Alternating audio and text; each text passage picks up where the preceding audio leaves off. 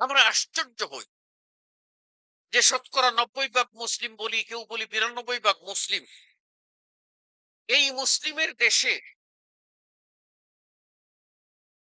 অন্তর্বর্তী সরকারের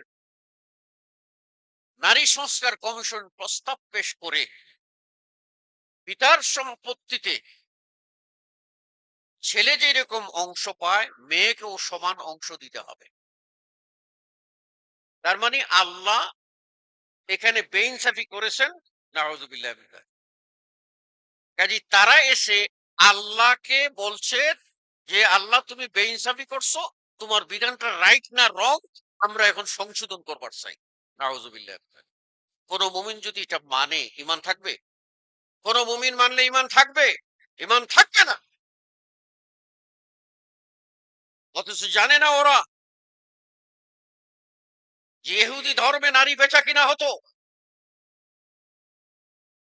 জাহেলি যুগের নারীদেরকে কোনো সম্পত্তিতে অংশীদার করা হতো না। সনাতন ধর্মে সতীদাহ প্রথার বিধান, স্বামী মারা গেলে ওই স্ত্রী আর কোথাও বিবাহ বসতে পারবে না, সুতরাং তার জীবন দুর্বিষহ। কাজেই স্বামী যখন মারা গেছে তাকে যখন চিতায় নিয়ে পুড়তে হবে, স্ত্রীকেও জেতা চিতায় পুড়ে দাও, এই বিধান। আর ইসলাম একমাত্র দিন যেখানে নারীর সম্পত্তিতে নারীর অধিকার নিশ্চিত করেছে। পিতার সম্পত্তিতে পুত্রকে দ্বিগুণ, নারীকে একগুণ সম্পত্তি দিয়েছে। কিন্তু আপনি বাংলাদেশের নয় সারা বিশ্বের সকল আলেমকে একত্র করেন, এরপরে একত্র করেন সকল আইনজীবীকে, লয়ারকে, যারা ফরাইজ বন্টন করে, সকলকে একত্রিত করে বলেন নারীর অধিকার মাইনাস করেন। নারীর অধিকারটা মাইনাস করে পারলে আপনি ছেলের অধিকারটা বাইর করে, অংশটা বাইর করে দেন। জিন্দেগিতেও পারবে না।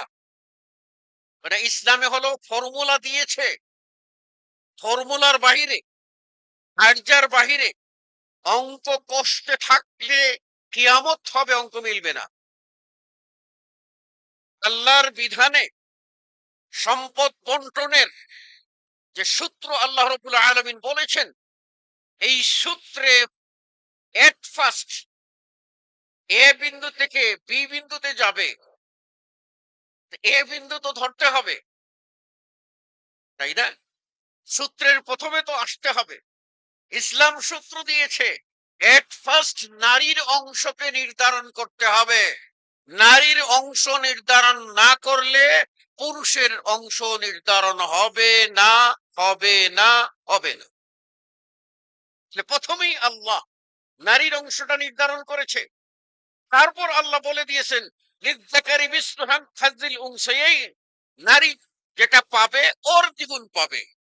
তাহলে নারী যদি 1 বিঘা পায়, পুরুষ পাবে 2 বিঘা। তাহলে নারীর 1 বিঘা নিশ্চিত না করলে 2 হবে না। সূত্রটা প্রথম নারী দিয়ে আল্লাহ শুরু করেছেন, মানে নারীকে সবচেয়ে বেশি সম্মানিত করেছেন অধিকারের বেলায়। আপনারা ভালো করে বোঝার চেষ্টা করুন। পিতার সম্পত্তিতে ছেলেকে 2 ভাগ আর মেয়েকে 1 ভাগ, এটা আপনি বললেন বেইনসাফি আল্লাহ করেছেন। নাউযুবিল্লাহ। দেখুন, মেয়ে যদি তার বাবার সম্পত্তিতে ½ বিঘা জমি পায়, ছেলে ভাগে 1 বিঘা। মেয়ে তার ½ বিঘা পুরোটাই বিক্রি করে নিয়ে যেতে পারে, কিন্তু ছেলে এই তার বোনের সমান, অর্থাৎ মেয়ের সমান ½ বিঘা। এই ½ বিঘায় তার পরিবার পরিজন, তার অংশ, তার পরিবার পরিজন। আরেক যে অংশ ডবল পেয়েছে, সেখানে মা বাপ, ভাই বোন, আত্মীয় স্বজন ভাইয়ের অংশ নিয়ে নিল বললেন। তো বোনগুলি অংশ নেওয়ার পরে তারা কি বাপের ভিটায় আসবে না? আমাদের সমাজে ভুল বুঝাবুঝি আছে। অনেক মহিলা সরল, তারা বাপের বাড়ি থেকে অংশ নিতে চান না। তারা বলেন অংশ নিয়ে গেলে আমরা কি মুখে ভাইয়ের সামনে মুখ দেখাবো, আসবো মায়ের পিঠা দেখতে, আসবো বাপের পিঠা দেখতে আসবো। আরে অংশের সাথে আত্মীয়তার সম্পর্ক নাই। অংশ নিয়ে যাওয়া আল্লাহর বিধান, নিয়ে যাও,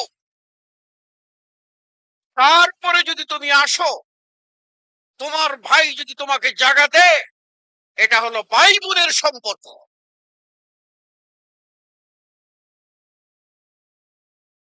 এটাই হলো ভাই বোনের সম্পর্ক।